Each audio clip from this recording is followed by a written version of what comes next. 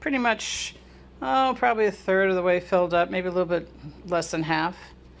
It has a knob on the side so you can turn it when you're done to tip it out. And it has a little meter here that you can set for seconds, and I just kind of do it as a really quick 1 to 2 second type of thing. It has a cover that has a lock on it.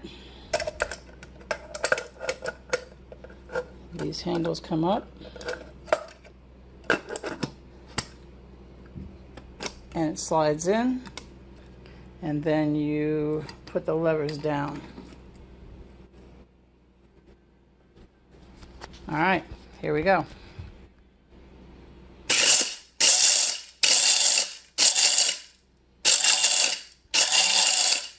All right, now I'm going to set the phone down because it'll generate a lot of smoke, and I have to use a vacuum cleaner when I'm opening it up.